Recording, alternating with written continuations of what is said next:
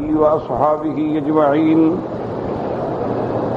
اللهم صل على سيدنا محمد وعلى آل سيدنا محمد كما صليت على إبراهيم وعلى آل إبراهيم في العالمين إنك حميد مجيد.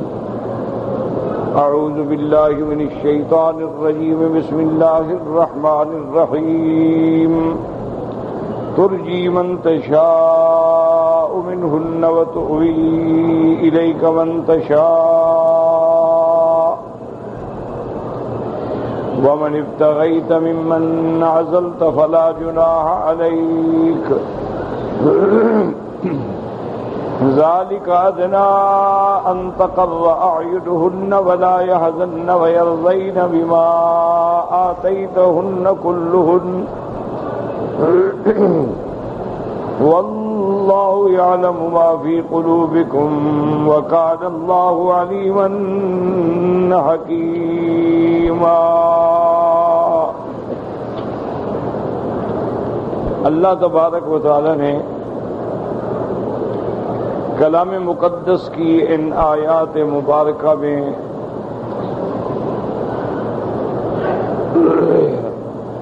میرے مدنی محبوب صلی اللہ علیہ وسلم کی صفات کا ذکر فرمایا.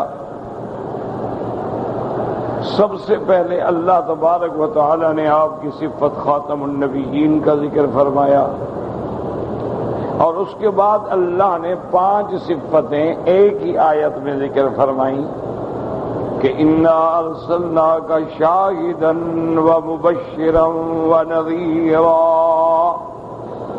ہم نے آپ کو گواہی دینے والا، ایمان والوں کو خوشخبری دینے والا،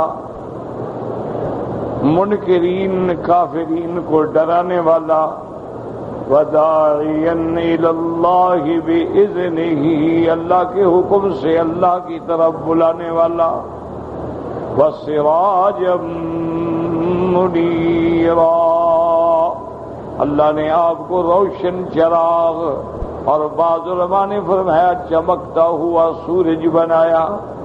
وبشر المؤمنین پھر اللہ نے حکم دیا کہ آپ مومنوں کو خبر کر دیں میرے بہت بڑے فضل کی، کرم کی، احسان کی. اور ساتھ ہدایت فرمائی وَلَا تُطِعِ الْكَافِرِينَ وَالْمُنَافِقِينَ وَدَعْ أَذَاهُمْ وَتَوَكَّلْ عَلَى اللَّهِ. آپ کافروں اور منافقوں کی بات کی طرف دھیان بھی نہ دیں اور آپ ان کی تکلیفوں کی پرواہ بھی نہ کریں اور اللہ پہ بھروسہ کریں. وَكَفَى بِاللَّهِ وَكِيلًا اور اللہ تبارک و تعالی آپ کا کافی ہے نگران، آپ کا کافی ہے معین و مددگار. پھر اللہ نے احکام بیان فرمائے جن کا تعلق جو ہے وہ طلاق سے تھا کہ یا ایھا الذین آمنوا اذا نکحتم المؤمنات. اللہ نے فرمایا ایمان والو جب تم مومنہ عورتوں سے نکاح کرو، حالانکہ کتابیہ سے بھی نکاح جائز ہے لیکن مومنات کا ذکر کر کے اشارہ کیا کہ ہر بندہ کوشش کرے کہ اس کا نکاح جو ہے مومنہ مسلمہ سے ہو. کتابیہ سے تو ایک یعنی جواز کی صورت ہے، ورنہ اللہ کو مرغوب یہ ہے کہ وَلَأَمَةٌ مُؤْمِنَةٌ خَيْرٌ مِّن مُّشْرِكَةٍ. ایمان والی باندی جو ہے وہ اللہ کو بہت زیادہ عزیز ہے، بہت زیادہ بہتر ہے، بہت زیادہ خیر ہے. فرمایا ثُمَّ طَلَّقْتُمُوهُنَّ مِن قَبْلِ أَن تَمَسُّوهُنَّ فما لكم عليهن من عدة تعتدونها. اگر تم نے نکاح کرنے کے بعد اپنی بیوی کو طلاق دے دی ہے لیکن قبل اس کے کہ رخصتی ہو، قبل اس کے کہ تمہارے گھر میں آئے، قبل اس کے کہ میاں بیوی ملے، قبل اس کے کہ کوئی یعنی کسی قسم کی خلوت صحیحہ بھی نہ ہوئی ہو، یعنی صرف نکاح ہوا ہے اس کے بعد اس کے علاوہ کچھ نہیں. خلوت صحیحہ کا معنی میاں بیوی ایک کمرے میں ہیں، دروازہ بند ہے، روکنے والا کوئی نہیں، چاہے وہ جماع نہ کرے لیکن وہ بھی اسی حکم میں آ جاتا. تو اگر نکاح ہوا اور اس کے بعد کسی قسم کا آپ نے اس کو ملے نہیں، رخصتی نہیں ہوئی، تو اب آپ کی ان پہ کوئی عدت نہیں ہے. آپ کے طلاق دینے کے بعد وہ جہاں چاہے فوراً نکاح کر سکتی ہے. یاد رکھیں کہ عورت پہ عدت ہوتی ہے اگر خامند مر جائے، چاہے نکاح کے بعد بھی مر جائے، اس کے گھر میں بھی نہ آئی ہو، لیکن نکاح کے بعد خامند مر جائے تو 4 مہینے 10 دن عدت گزارنی ہوگی. اچھا، اسی طرح اگر مرد طلاق دے دے پھر بھی عدت گزارنی ہوگی. لیکن ایک مطلقہ ہے جس کا نکاح تو ہوا ہے لیکن میاں بیوی نہیں ملے ہیں، اس کی کوئی عدت نہیں ہوتی ہے، لیکن نصف حق المہر جو ہے وہ دینی ہوگی. فرمایا فَمَتِّعُوهُنَّ وَسَرِّحُوهُنَّ سَرَاحًا جَمِيلًا. اب جس عورت کو تم طلاق دے رہے ہو، دیکھو طلاق سے دشمنیاں پیدا ہوتی ہیں، لیکن اللہ فرماتا ہے اسلام کا نظام عدل دیکھو کہ اس دشمنی کے بجائے اللہ فرماتا ہے اس کو کچھ ہدیہ بھی دے دو، کچھ تحفہ بھی دے دو اور بہتر طریقے سے چھوڑو. یہ نہیں ہے کہ لڑائی اور جھگڑے اور بلا وجہ کے فتنے فساد. اسلام تو یعنی اتنا خیال کر رہا ہے کہ جو عداوت کے مواقع ہیں وہاں بھی کہتا ہے احسان کرو. اور اس کے بعد فرمایا یا ایھا النبی انا احللنا لك ازواجك اللاتي آتيت اجورهن وما ملكت يمينك مما أفاء الله عليك. اس میں ایک خاص اشارہ ہے میرے مدنی صلی اللہ علیہ وسلم کو. اس لیے اللہ نے خطاب فرمایا کہ ہم نے آپ کے لیے آپ کی بیویاں جن کو آپ حق المہر دے چکے ہیں یا آپ کی ملک یمین ہیں، باندیاں ہیں جو اللہ نے مال غنیمت میں آپ کو دی ہیں، آپ کے لیے حلال کر دی.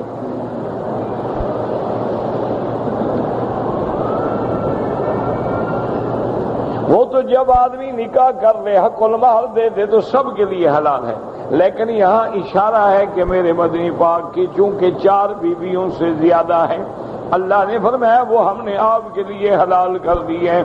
اور اس کے علاوہ وبنات عمک وبنات عماتک، اور تیرے چاچے کی بیٹیاں اور اسی طرح چاچی کی بیٹیاں اور خال کی بیٹیاں، یعنی خالی پھپھی اور پھپھی کی بیٹیاں، بنات خالک و بنات خالاتک، اور اسی طرح پھپھی اور پھپھی کی بیٹیاں، ماموں کی بیٹیاں، اللاتী ہاجرن معک.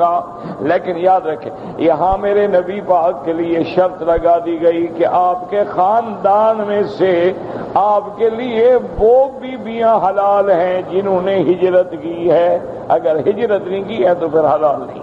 وَامْرَأَةً مُؤْمِنَةً إِن وَهَبَتْ نَفْسَهَا لِلنَّبِيِّ إِنْ أَرَادَ النَّبِيُّ أَن يَسْتَنكِحَهَا خَالِصَةً لَكَ مِن دُونِ الْمُؤْمِنِينَ. اور میرے محبوب اگر کوئی ایمان والی عورت اپنے آپ کو ہبہ کرتی ہے، اپنے آپ کو اللہ کے نبی پہ پیش کرتی ہے تو آپ چاہیں تو آپ کے لیے حلال ہے. کیا مانا؟ مانا یہ ہے کہ اس کے لیے نکاح کی بھی ضرورت نہیں، مہر کی بھی ضرورت نہیں، ولی کی بھی ضرورت نہیں، کسی گواہ کی بھی ضرورت نہیں. یہ آپ کا خاصہ ہے، یہ آپ کی ذات کے لیے ہے اور کسی کی ذات کے لیے نہیں ہے. حضور صلی اللہ علیہ وسلم کی ذات پہ بہت ساری عورتوں نے اپنے آپ کو پیش کیا لیکن حضور پاک نے قبول نہیں فرمایا. قد علمنا ما فرضنا عليهم في أزواجهم وما ملكت أيمانهم لكي لا يكون عليك حرج. میرا محبوب ہم نے یہ کچھ احکام آپ کو سمجھا دیے ہیں، بیان کر دیے ہیں تاکہ کسی قسم کا آپ پہ بوجھ نہ ہو. وَكَانَ اللَّهُ غَفُورًا رَحِيمًا. اور اللہ تبارک و تعالی معاف کرنے والے ہیں، اللہ تبارک و تعالی مہربان ہیں. اب یاد رکھیں اس میں کیا احکام ہوئے. حضور صلی اللہ علیہ وسلم کے خصائص میں ہے کہ اللہ نے آپ کو 4 سے زیادہ بیویاں کرنے کی اجازت دی.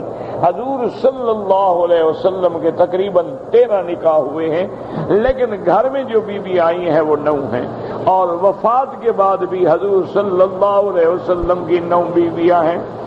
اور یاد رکھیں کہ دشمنان اسلام، اعداء اسلام جو تعدد ازواج کے مسئلے پہ بڑا طوفان اٹھاتے ہیں کہ اللہ کے نبی کی اتنا بیویاں ہیں اور اتنا بیویاں ہیں، یہ محض ایک اناد. ورنہ آپ کتابوں میں ماشاءاللہ پڑھ چکے ہیں کہ حضرت سلیمان علیہ السلام کی 100 بیوی ہے. اسی طرح جو پہلے انبیاء گزرے ہیں، پہلے پیغمبر گزرے ہیں، بٹ ان کی بھی بہت بیویاں ہیں. تو یہ چیز قابل اعتراض تب ہو جب شریعت میں حرام ہو. ایک بات یاد، اب دیکھیں نا، ایک آدمی کو 4 کی اجازت ہے، 5 بھی کرے تو حرام، لیکن 4 کرے تو حلال. تو جب اللہ نے اپنے نبی کے لیے جو چیز حلال کر دی ہے تو کسی کو اعتراض کرنے کا کیا حق؟ ایک دوسری بات یاد رکھیں کہ میرے مدنی سرکار رحمت دو عالم صلی اللہ علیہ وسلم میں اللہ نے دونوں قوتیں رکھی ہیں. بات کو اچھی طرح سمجھیں، اور ہر انسان میں یہ قوات ہوتی ہیں. قوات حیوانیہ بھی کہلاتی ہیں، بہیمیہ بھی کہلاتی ہیں. اسی طرح یعنی اس کو آپ کہیں کہ قوات شہوانیہ بھی ہیں، اور دوسری قوات ملکیہ ہوتی. انسان میں اللہ نے دونوں قوتیں رکھی، یعنی اس کے اندر حیوانی قوت بھی ہے، بہیمیت بھی ہے، کھانا ہے، پینا ہے، بھوک ہے، عورت ہے، جماع ہے، نکاح ہے، یہ خواہش بھی ہے. ملکی قوتیں، روحانی قوتیں بھی اللہ نے ہر بندے میں رکھی ہیں. جیسے اب انشاءاللہ اللہ ہر مسلمان کو رمضان المبارک نصیب فرمائے، اور اس کا استقبال اور اس کا احترام اور اس کے آداب نصیب فرمائے، اس کا صیام قیام نصیب فرمائے، اس کی لیلۃ القدر کے برکات و ثمرات نصیب فرمائے، اور اللہ ہمیں اپنے صالحین بندوں کی طرح رمضان گزارنے کی توفیق عطا فرمائے. وہ قادر ہے اور اس کے آگے مشکل نہیں ہے. تو اب جب آپ روزہ رکھتے ہیں تو قوات حیوانیہ جو ہیں وہ دب جاتی ہیں، قوات ملکیہ جو ہیں وہ غالب آ جاتی ہیں. کیونکہ نہ کھانا یہ ملائکہ کی صفت ہے، نہ پینا یہ ملائکہ کی صفت ہے، بیوی کا نہ ہونا یہ ملائکہ کی صفت ہے، اسی طرح کوئی لغو بات نہ کرنا یہ ملائکہ کی صفت ہے. تو جب آدمی روزہ رکھتا ہے، کھانے سے بھی بند، پینے سے بھی بند، بے حیائی سے بھی بند، اپنی بیوی سے بھی بند، شہوانی کلامات سے بھی بند، غیبت، غلہ، جھوٹ، قسم، سب چیزیں بند ہو گئی، تو اب قوات ملکیہ ابھر آئی. تو اس لیے ہمیشہ یاد رکھیں کہ میرے محبوب کی جو قوات ملکیہ تھی نا، وہ اتنا غالب تھی حضور پاک صلی اللہ علیہ وسلم پہ کہ قوات حیوانیہ میرے مدنی کا کچھ بگاڑ ہی نہیں سکتی. اسی لیے جب حضور چاہتے روزہ رکھتے، اور متواتر روزہ. بیویاں کہتی ہیں ہم حیران ہو جاتے ہیں، ہم سمجھتے پتہ نہیں اب حضور شاید افطاری نہ کریں. اچھا، کبھی روزہ نہ رکھتے، افطار کرتے، روزے نہ رکھتے، تو ہم حیران ہوتے کہ پتہ نہیں آج کل حضور روزہ نہیں رکھ رہے. یعنی بالکل اللہ نے گویا حضور کو اپنے جسم کا، نفس کا گویا ایسا کنٹرول دے دیا تھا، اور خلق حسن پہ ایسا استیلا کر دیا تھا کہ اللہ کے نبی کو تو کوئی چیز پریشان کر ہی نہیں سکتی. اسی لیے آپ دیکھیں کہ جتنی حضور کی شادیاں ہیں وہ کسی شہوانی جذبے کے تابع نہیں ہیں، ورنہ حضور کی 25 سال کی عمر ہے اور بیوی کی عمر 40 سال ہے. آج غریب آدمی جو ہے وہ بھی نہیں کرے گا. کسی غریب آدمی سے کہو کہ 25 سال کے نوجوان کو 40 سال کی ہو، کہے گا جناب کوئی جوڑ ہی نہیں۔ لیکن حضور کی پہلی بیوی 40 سال عمر ہے اور 2 شوہر پہلے گزر چکے ہیں، ان سے بھی اولاد ہے۔ اچھا، پھر 53 سال کی عمر تک حضور کی اور کوئی بیوی ہی نہیں ہے، اور یہی تو زمانہ تھا کہ حضور اور شادی کرتے اور شادی کرتے۔ اور مکے والوں نے تو آپ کی خدمت میں آپ کے آ کے کہا تھا کہ حضور اگر آپ چاہیں تو پورے مکے کے سرداروں کے گھرانے میں سے جو لڑکی منتخب کریں ہم آپ کو دینے کے لیے تیار ہیں۔ لیکن حضور نے کبھی نظر اٹھا کے بھی نہیں دیکھا۔ شادی کرنا تو بڑی بات ہے، حضور نے تو کبھی غیر محرم عورت پہ نظر اٹھا کے بھی نہیں دیکھا، کسی غیر محرم عورت سے کبھی حضور نے ہاتھ بھی نہیں ملایا۔ اب جب 53 سال عمر ہو گئی تو حضور کی دوسری بیوی جو ہے وہ بھی بیوہ ہے، بی بی سودا، وہ بھی بیوہ عورت۔ اس کے بعد ہجرت کے جب حضور کی عمر 56 سال ہو گئی تو اب آئی ہے بی بی عائشہ حضور کے گھر میں۔ اس کے بعد بی بی زینب ہے بنت خزیمہ، بی بی زینب بنت جہش، بی بی ام سلمہ، بی بی حفصہ، ام حبیبہ، سب بیویاں جو ہیں کوئی بیوی بھی کنواری نہیں ماں سوا بی بی عائشہ کے۔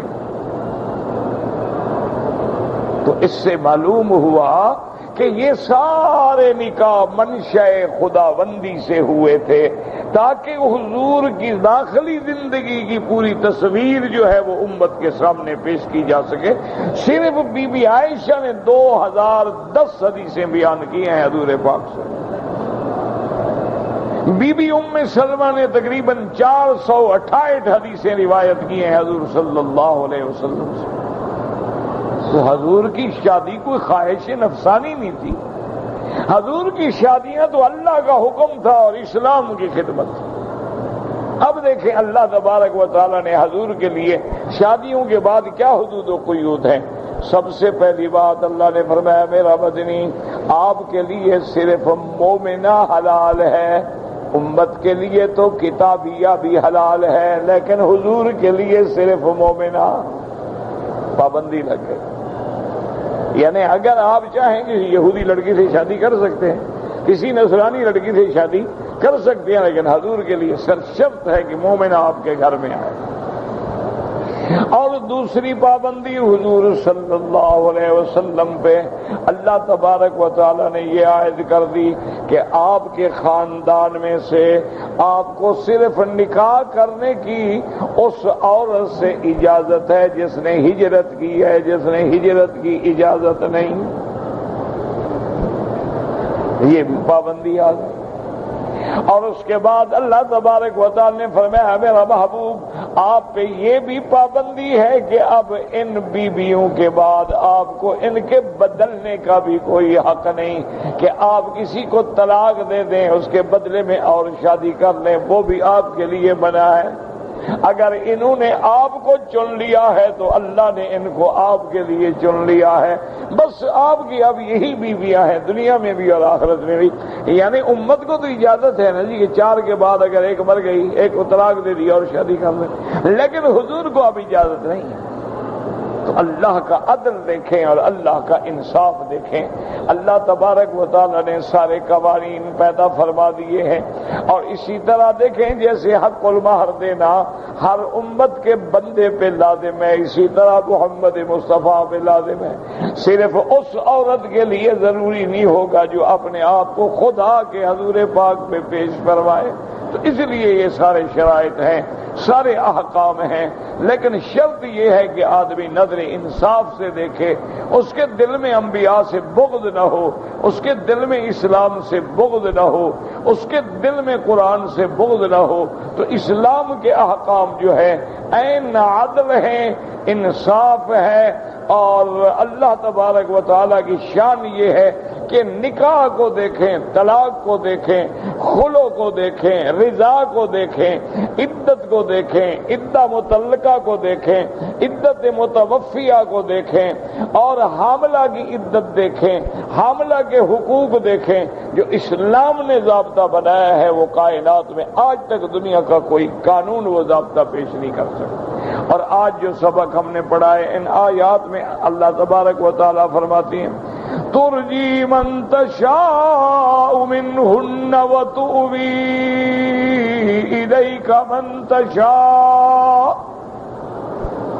ومن ابتغیت ممن عزلت فلا جناح علیک ذالک ادنی ان تقر اعینہن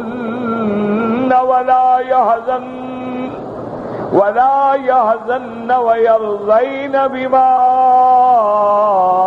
آتيتهن كلهن والله يعلم ما في قلوبكم وكان الله عليما حليما.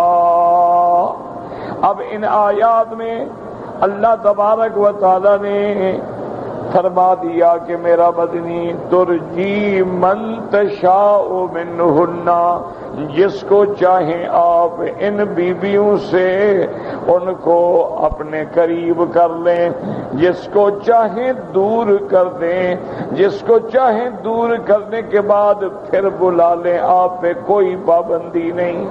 کیا معنی یاد رکھیں کہ اب ایک آدمی ہے، اس کے گھر میں 2 بیویاں ہیں، 3 ہیں، 4 ہیں، اس کے لیے عدل ضروری ہے کہ نفقے میں بھی برابری، لباس میں بھی برابری، اور شب بسری میں بھی برابری. اگر ایک رات ایک بیوی کے پاس گزارے لازم دوسری رات دوسری کے پاس گزارے، لازم ہے شریعت میں انسان. لیکن اللہ نے فرمایا میرا مدنی آپ آزاد ہے، آپ جس بیوی کو چاہیں بلا لیں، جس کو چاہیں نہ بلائیں، جس کے پاس چاہیں رات گزاریں، جس کے پاس نہ چاہیں رات نہ گزاریں. اچھا کچھ عرصہ نہ بلانے کے بعد پھر بلا لیں، آپ کو آزادی ہے، آپ کے لیے کوئی پابندی نہیں ہے. یعنی آپ جو ہے ان میں اوقات کے اعتبار سے، وقت گزارنے کے اعتبار سے بالکل پابند نہیں ہے. آپ کو ہم نے آزاد کر دیا ہے.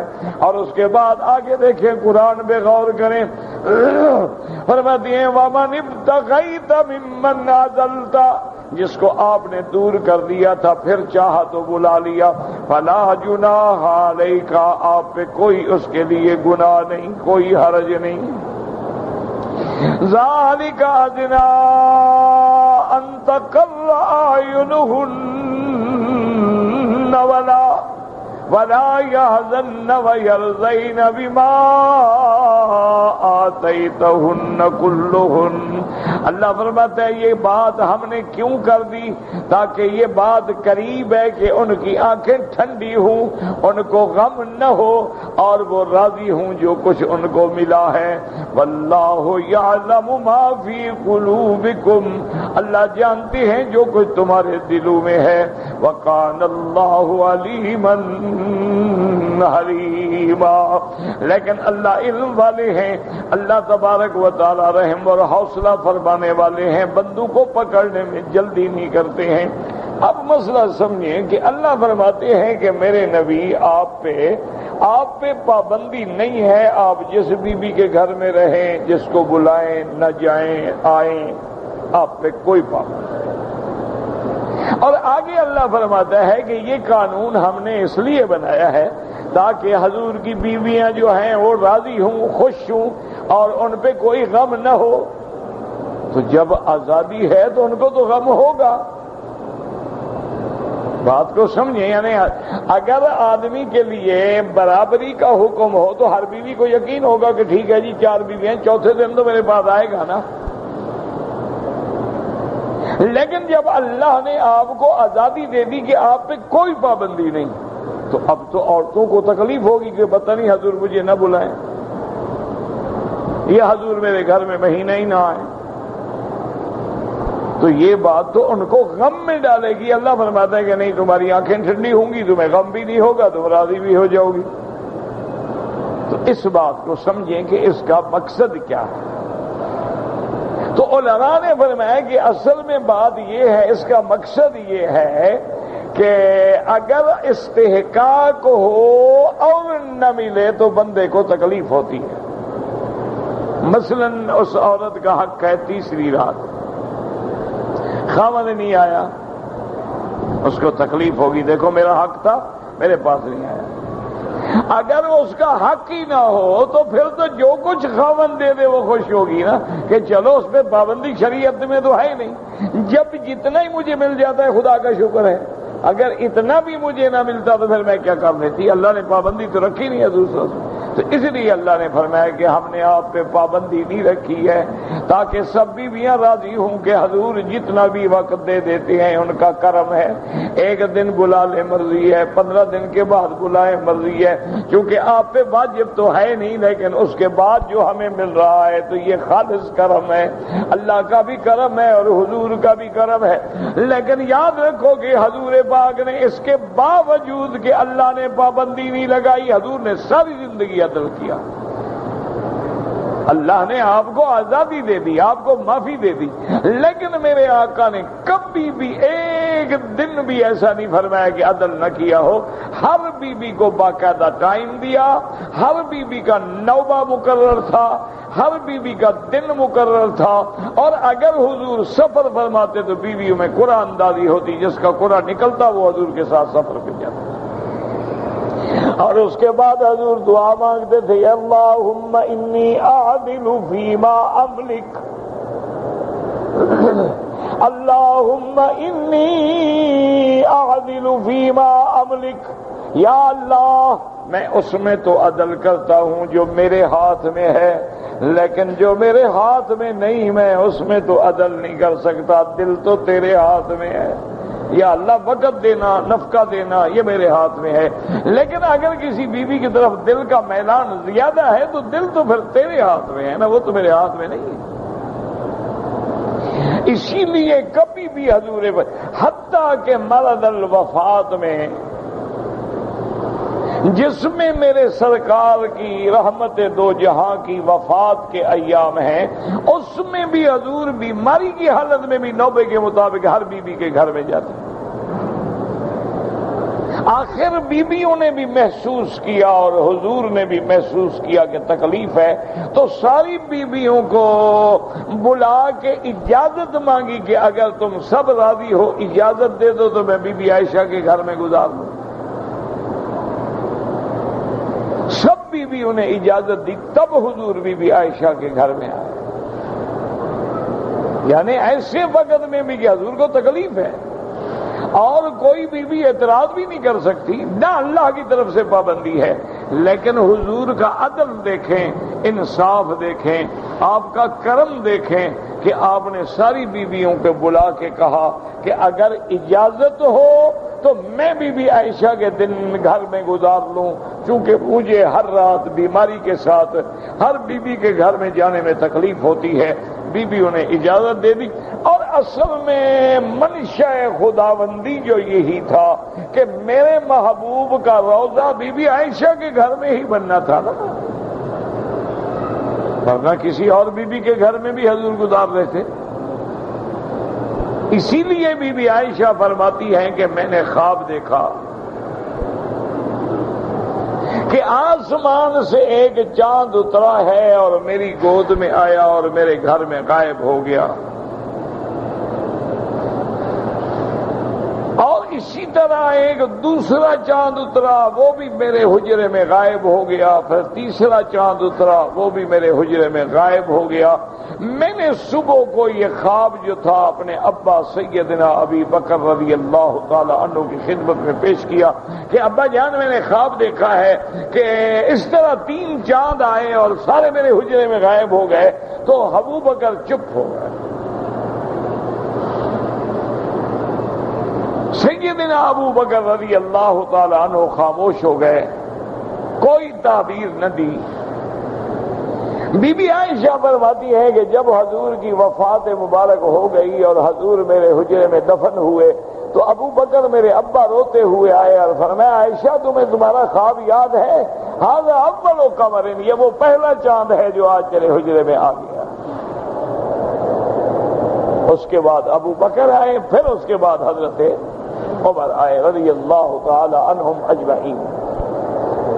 تو اس لیے یعنی یہ کمال کرم ہے، کمال شفقت ہے، کمال محبت ہے کہ حضور نے کبھی بھی بے انصافی نہیں فرمائی۔ اور میرے مدنی کا معمول یہ تھا کہ ہر روز عصر کے بعد ہر بیوی کے گھر میں تشریف لے جاتے تھے، 5 منٹ 10 منٹ بیٹھتے، پھر دوسری بیوی کے گھر میں، پھر حتیٰ کہ مغرب کو مسجد میں آ جاتے، اور پھر عشاء کے بعد جس بیوی کی نوبہ ہوتی اس کے گھر میں تشریف لے جاتے۔ لیکن روزانہ حضور ہر بیوی کے گھر میں جاتے، 5 منٹ 10 منٹ، حالات پوچھے، تکلیف ہے، کوئی ضرورت ہے، بیماری ہے، دکھ ہے، سکھ ہے، ہر بیوی کے گھر میں جانے کے بعد رات وہاں گزارتے تھے جہاں نوبہ۔ اس کے علاوہ حضور پاک نے کبھی کسی دوسری جگہ نہیں گزاری۔ اسی طرح عدل و انصاف کے بارے میں ایک دن سیدنا عمر بیٹھے تھے رضی اللہ تعالی عنہ، امیر المؤمنین، خلیفہ رسول اللہ صلی اللہ علیہ وسلم کے ایک عورت آئی اور اس نے آ کے حضرت عمر کی خدمت میں کہا کہ یا امیر المومنین، ان زوجی یصوم بالنہار ویقوم باللیل، میرا خامد جو ہے دن میں روزے رکھتا ہے،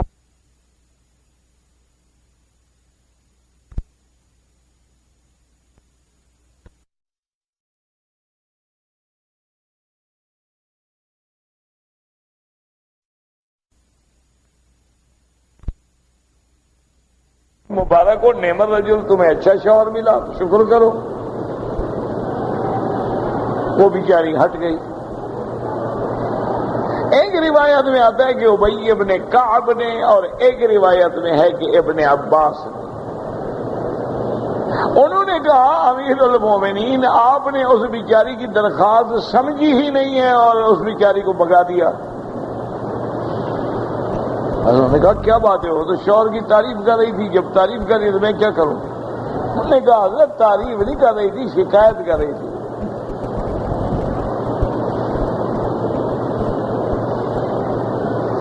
حضرت نے فرمایا خدا کے بندے کیسی شکایت کرے؟ وہ تو کہہ رہی تھی یصوم النہار ویقوم اللیل، کہ میرا خامد بڑا عابد ہے، دن میں روزہ رکھتا ہے، رات کو تہجد پڑھتا ہے، یہ شکایت ہے؟ انہوں نے کہا یہی تو شکایت ہے حضرت، آپ نے تو سمجھا ہی نہیں بیچاری کا مسئلہ۔ اس نے کہا دن میں روزے ہیں، رات کو عبادت ہے، میرے تو حقوق ہی ادا نہیں کرتا، یہی تو شکایت ہے۔ دیکھیں نا، بعض اوقات ایک لفظ ہوتا ہے اور آدمی سمجھ نہیں پاتا۔ حضرت حسن کو ایک دفعہ حجاج ابن یوسف نے بلایا۔ حجاج جو تھا اپنے وقت کا ظالم وہذہ الامہ، حضور کی امت کا بہت بڑا ظالم انسان تھا۔ جب بلایا تو سارے وزراء بھی اس کے موجود تھے، اور مشیر بھی، اور درباری بھی، اور سرکاری بھی۔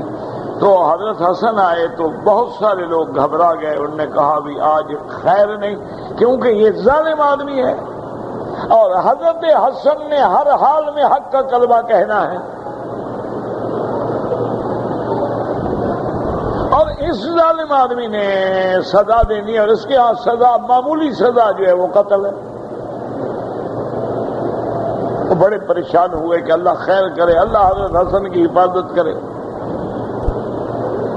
جب آپ آ گئے تو کہنے لگا ما رأیک فیہ، کہ حضرت حسن میرے بارے میں آپ کی کیا رائے ہے، آپ مجھے کیسا سمجھتے ہیں؟ آپ نے فرمایا انت قاسط عادل۔ اچھا کریں، اچھا آپ جا سکتے ہیں۔ تو تمام وزیروں نے بھی خدا کا شکر ادا کیا کہ یار اچھی بات ہوئی کہ حضرت نے تعریف کر دی کہ تم بڑے عدل کرنے والے ہو، منصف مزاج ہو۔ جب حضرت چلے گئے تو وزیروں سے حجاج نے کہا پتہ ہے کیا کہا تھا حسن نے؟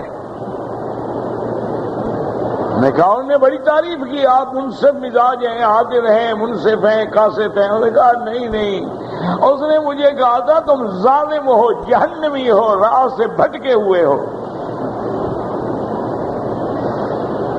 کہا نہیں، انہوں نے تو کہا، انہوں نے کہا خدا کے بندے قرآن میں نہیں اما القاسطون فکانوا لجہنم حطبا، اگر مقسط کہو تو عادل ہوتا ہے، قاسط کہو تو ظالم ہوتا ہے۔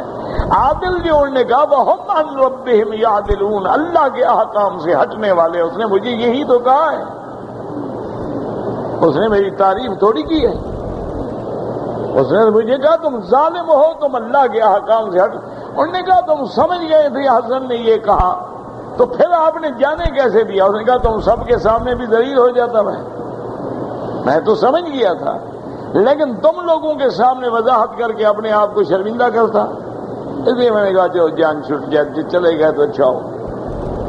تو اس لیے ہمیشہ یاد رکھیں کہ کبھی ایسے لفظ ہوتے ہیں جن میں امتحان چھپا ہوتا۔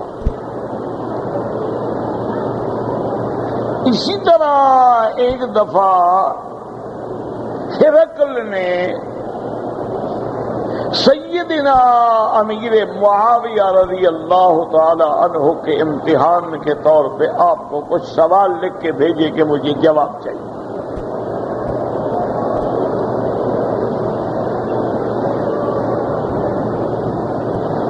ان میں ایک سوال یہ تھا کہ ایک ایسی چیز ہے نہ انسان ہے نہ حیوان ہے نہ جاندار ہے لیکن سانس لیتی ہے،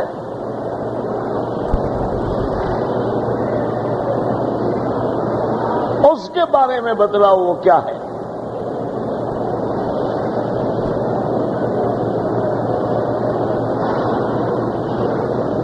اور 4 چیزیں اللہ نے ایسی پیدا کی ہیں جو ماں کے رحم میں بھی نہیں رہی اور ماں کے پیٹ میں بھی نہیں رہی اور پھر بھی زندہ ہیں اور جاندار ہیں۔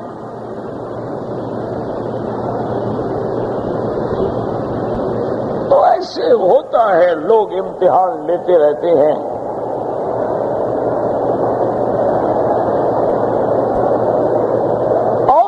یہ بتاؤ کہ اللہ نے ہر چیز کو کس چیز سے پیدا کیا ہے؟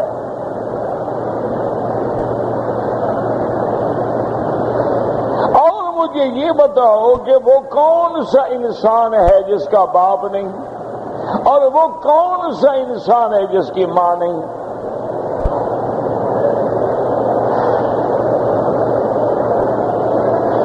حضرت امیر معاویہ رضی اللہ تعالی عنہ کو خط ملا۔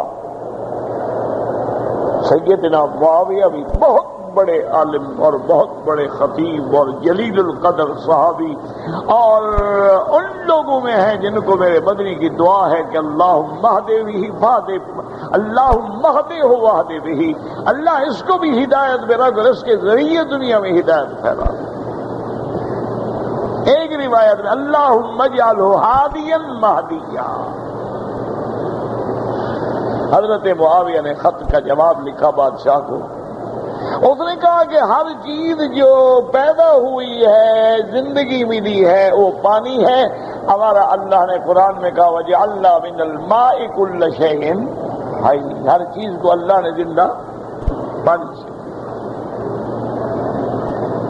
باقی تم نے پوچھا ہے کہ وہ 4 ایسی چیزیں ہیں کہ وہ 4 ہیں، جاندار ہیں لیکن ماں کے پیٹ میں اور مادر کی رحم میں نہیں رہے، تو انہوں نے کہا ان میں ایک آدم ہے جو کسی کی رحم میں نہیں رہا اور کسی کے پیٹ میں نہیں رہا، ایک بی بی حوا ہے جو کسی عورت کے رحم میں نہیں رہی، اور ایک ناقہ صالح علیہ السلام ہے جو کسی کے رحم میں نہیں رہی، پتھر سے پیدا ہو گئی، اور ایک وہ مینڈا ہے جو حضرت اسماعیل کے بدلے اللہ نے قربانی میں ذبح کیا تھا، وہ بھی کسی سے پیدا نہیں ہوا۔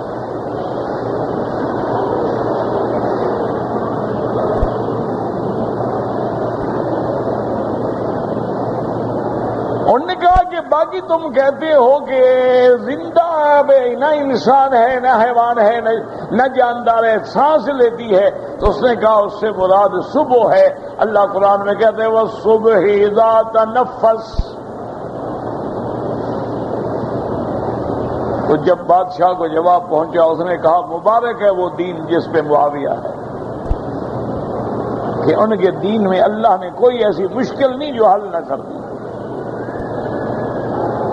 تو اس لیے حضرت امیر المومنین نے فرمایا کہ وہ عورت تعریف کر کے گئی، انہوں نے کہا حضرت تعریف نہیں کر گئی، وہ خاوند کی شکایت کر گئی ہے۔ آپ نے فرمایا اچھا پھر ایسا کرو اس کے خاوند کو بلا کے فیصلہ کر دو۔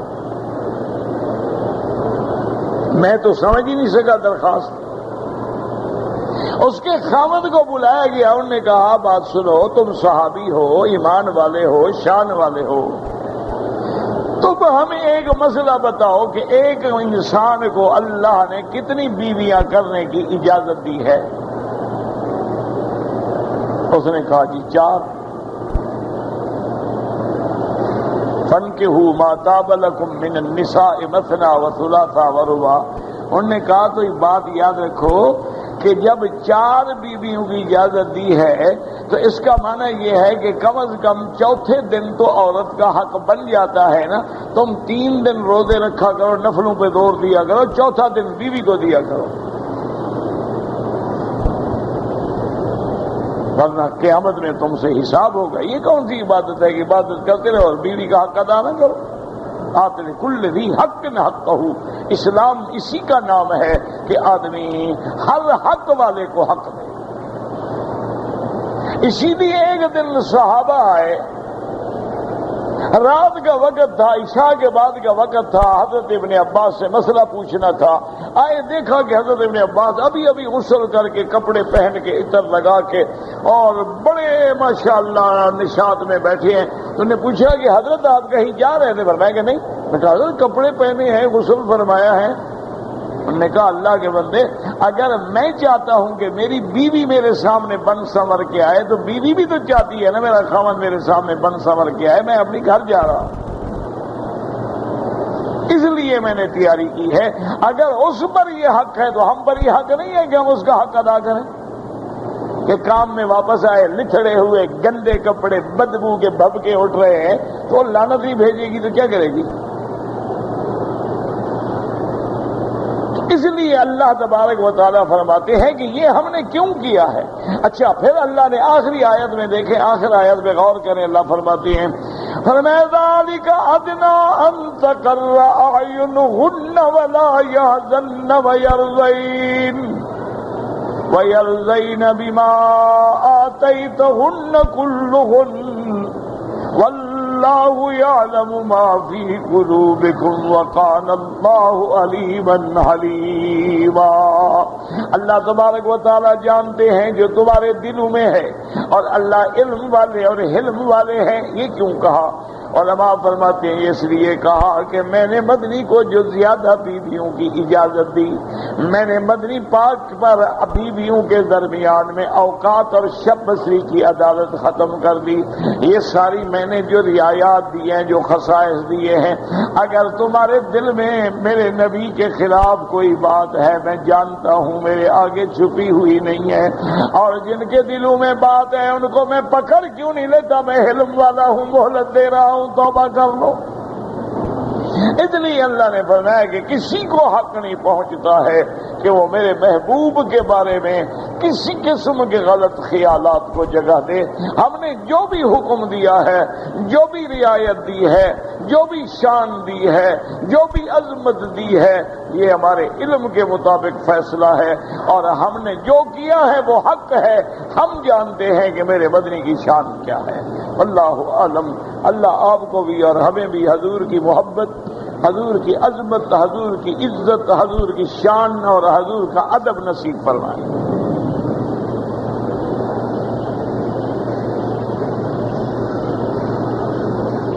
کہتے ہیں جی کہ میں مکہ مکرمہ میں کام کرتا ہوں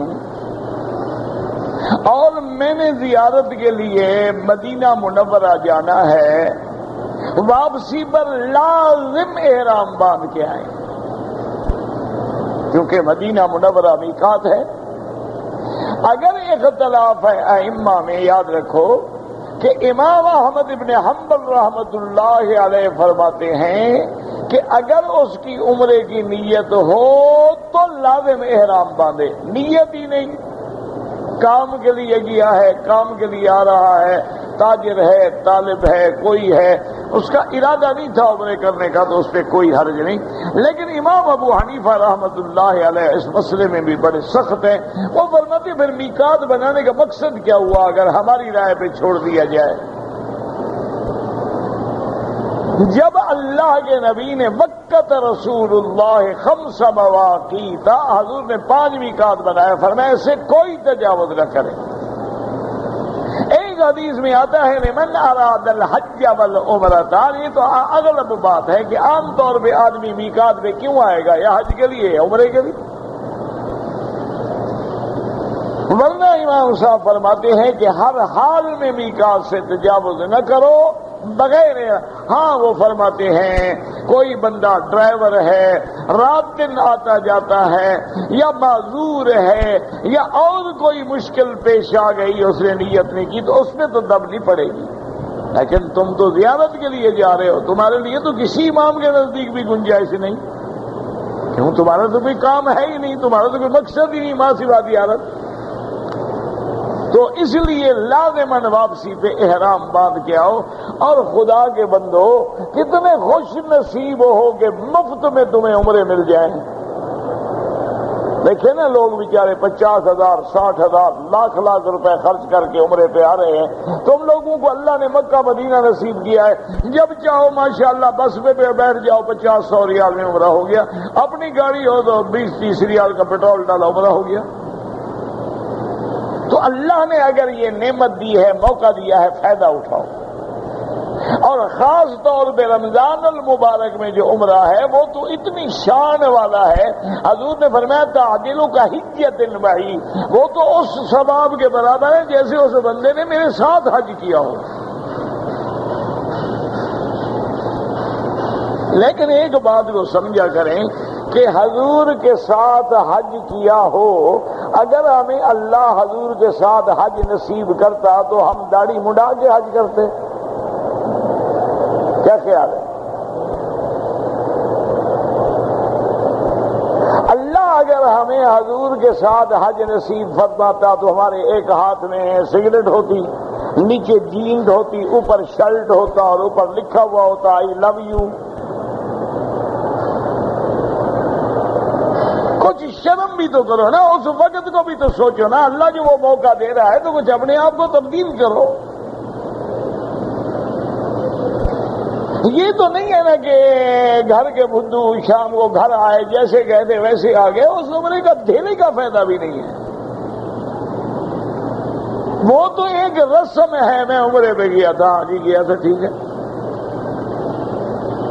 عمرے کا معنی یہ ہے کہ رمضان نصیب ہو، عمرہ نصیب ہو، مکہ نصیب ہو، مدینہ نصیب ہو، تیرے اندر تبدیلی آئے، تو مشرک ہے موحد بن جا، بدعی ہے سنی بن جا، بے دین ہے دین والا بن جا، حرام کھانے والا ہے حلال کھانے والا بن جا، شکل و صورت انگریز والی ہے تو محمد مدنی والی بنا دے، پھر سمجھ کہ اللہ نے میرا آنا منظور کر لیا۔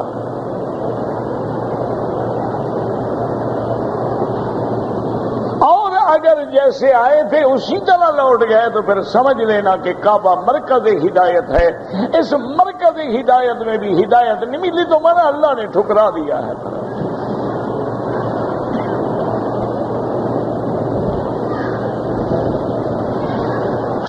آپ کو جو انڈیا میں ملازموں کو پراویڈنٹ فنڈ ملتا ہے بالکل حلال ہے آپ کے لیے، اس میں اگر سود بھی ہے تو سود کو الگ کر لو اور ان کو بغیر نیت ثواب کے غریبوں پہ مسکینوں پہ خرچ کر دو، یا کسی رفاہی کام ہے، سڑک ہے، مساجد مدارس کے حمامات ہیں، ان پہ لگا دو، ورنہ پراویڈنٹ فنڈ تو آپ کا پیسہ ہے، ہر مہینے کٹتا ہے، وہی آپ کو ملتا ہے۔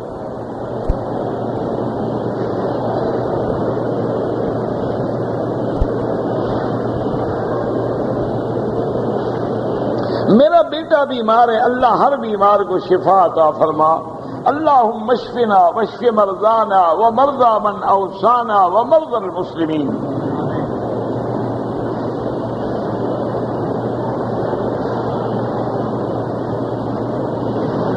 کہتے ہیں جی کہ مجھ کو کرایہ ملتا ہے 8,700 روپے مکان کا، لیکن وہ ہماری ضروریات میں خرچ ہو جاتا ہے۔ جب خرچ ہو جاتا ہے زکوٰۃ ہے ہی نہیں۔ اللہ کے بندے، زکوٰۃ اس پیسے پہ ہے کہ سال کے بعد تیرا خرچہ نکال کے، گھر کے ضروریات نکال کے، علاج معالجہ نکال کے خالص بچ گیا، اس میں 2.5% ہے۔ تمہیں آتا ہے 1,00,000 روپیہ، خرچ ہے 1,00,000، کوئی زکوٰۃ نہیں۔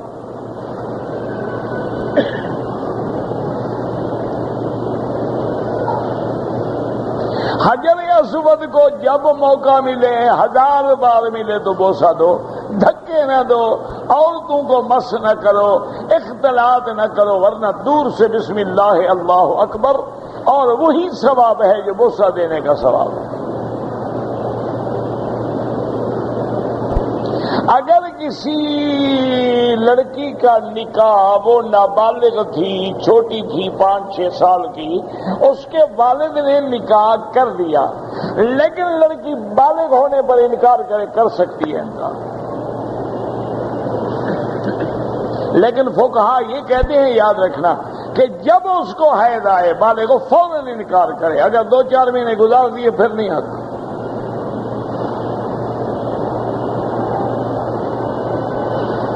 پھر اس کو حق نہیں۔ آج کل یہی ہوتا ہے نا کہ بچپن میں ماں باپ نے نکاح کر دیا، لڑکی بالغ ہو گئی 20 سال 25 سال کی، اب جناب کہیں ماشاءاللہ اس کی آنکھیں اڑ گئی، او جی مجھے باپ پر نکاح قبول نہیں، اب نہیں انکار کر سکتے۔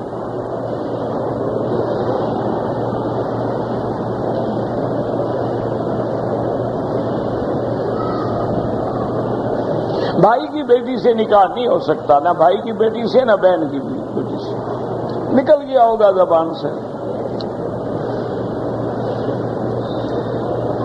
مکے میں رہنے والا حج تمتع نہیں کر سکتا، اس کے لیے بڑا آسان حل ہے، اپنے ملک چلے جاؤ، پاکستان یا ہندوستان یا انڈیا یا بنگلہ دیش، یہاں بھی ہو، واپسی پہ عمرے کا احرام باندھ لو، پھر حج کر لینا، تمتع ہو جائے گا۔ مکے میں رہنے والوں کے لیے حج مفرد ہوتا ہے، تمتع ان کے لیے ہوتا ہے، ذالک لمن لم یکن اہلہ حاضر المسجد الحرام۔ حضور صلی اللہ علیہ وسلم کی 4 بیٹیاں تھیں، اور روایات میں ہے کہ 3 بیٹے تھے، بعض روایات میں ہے کہ ایک بیٹا بی بی ماریا قبطیہ سے تھا، تو لہذا 4 بیٹے 4 بیٹیاں۔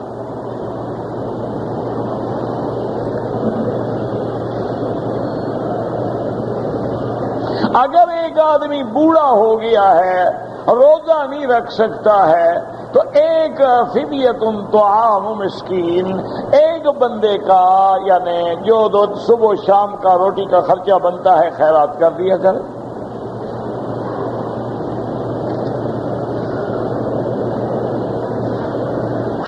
پریشانی ہے اور ٹینشن ہے، میں جس سے نماز کا خیال نہیں کر سکتا ہوں، کبھی ٹینشن سے آپ نے منہ کے بجائے ناک سے بھی کھانا کھایا ہے؟ ٹینشن جو ہے آپ نے کبھی پانی منہ کے بجائے کان میں ڈال کے بھی پیا ہے؟ وہاں تو ٹینشن نہیں ہے، نہ روٹی کھانے میں، نہ چمچہ پکڑنے میں، نہ ڈش اٹھانے میں، نماز میں آخر ٹینشن کیوں ہے؟ منع یہ ہے کہ شیطانی خیالات ہیں، کچھ بھی نہیں ہے، تو لہذا آپ سورۃ البقرہ پڑھا کریں، اور آخری صورتیں قل اعوذ بالفلق، قل اعوذ بالناس، سورۃ فاتحہ، آیت الکرسی پڑھ کے دم کر کے پھر نماز میں کھڑے ہو جائیں، کوئی خیال نہیں آئے گا، فکر نہ کریں، وہاں ہے آپ کی کوئی ڈپریشن نہیں ہوتی۔ عجیب لوگ ہیں، مجھے جی بے انتہا ڈپریشن ہے، یار تیرے کپڑے ماشاءاللہ ٹھیک ٹھاک ہیں، کریز نہیں ٹوٹی ہوئی، تو ڈپریشن کیسی ہے تمہیں؟ جو ہے نا رمضان شریف آ رہا ہے، انشاءاللہ بیمار ہو جائیں گے۔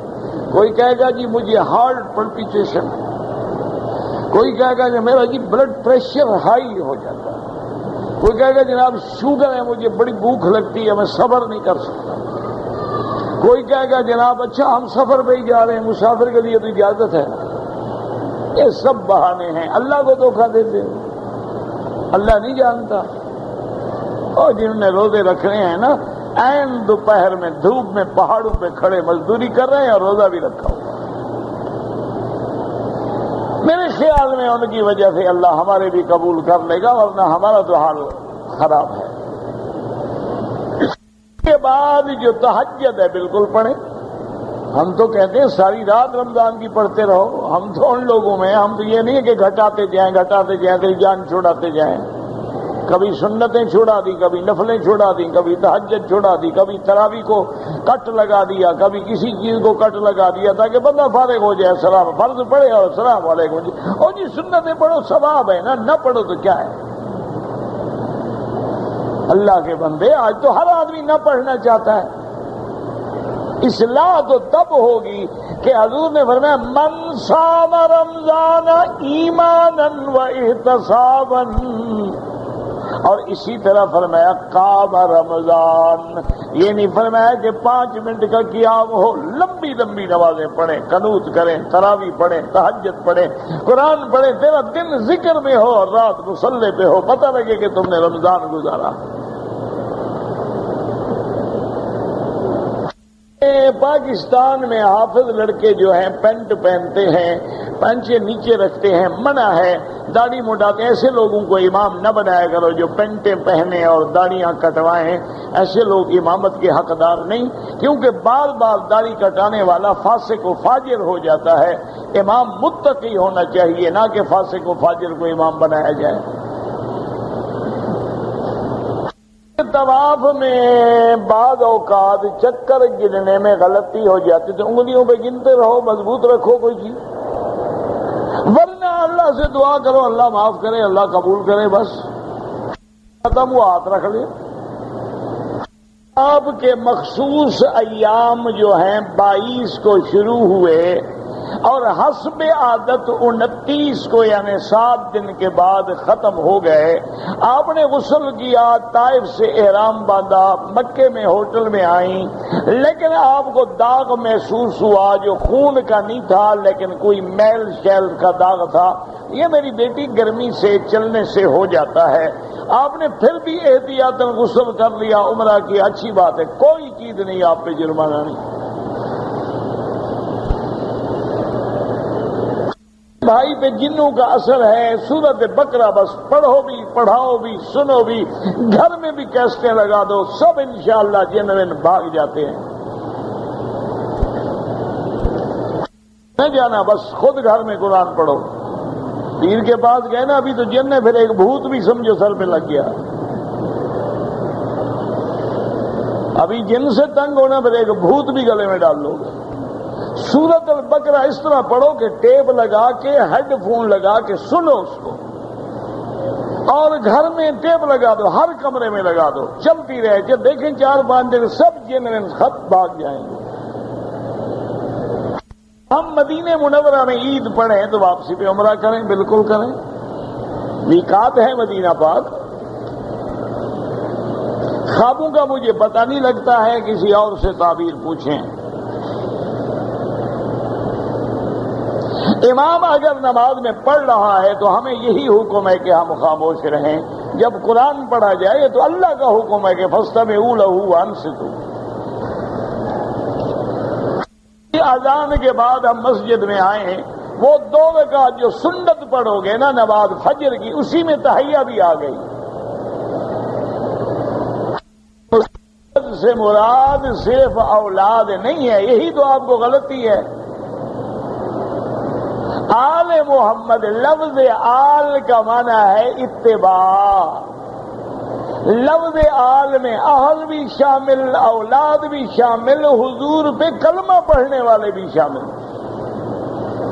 قرآن پاک میں آتا ہے نا قیامت والے دن اللہ حکم دیں گے یوم تقوم الساعة ادخلوا آل فرعون اشد العذاب. تو کیا صرف فرعون کے بچوں کو پکڑ کے اندر ڈالیں گے باقی چھٹی؟ جو فرعون کے عقیدے پہ تھا وہ اس کی آل تھا. جو حضور کی اتباع کرنے والے ہیں سب آل محمد ہیں. اس لیے تو اللہ نے ایسا لفظ رکھا ہے کہ قیامت تک مسلمانوں کو بھی فائدہ ہوتا ہے کہ اللہم صلی علی محمد وعلی آل محمد. کی بہن نے کہا کہ میں نے نیند میں دیکھا. نیند کے دیکھنے کا کوئی اعتبار نہیں ہے. خواب غلط بھی ہوتے ہیں صحیح بھی ہوتے ہیں. اگر دودھ نہیں پلایا نہیں پلایا، پلایا تو پلایا ہے. ربنا تقبل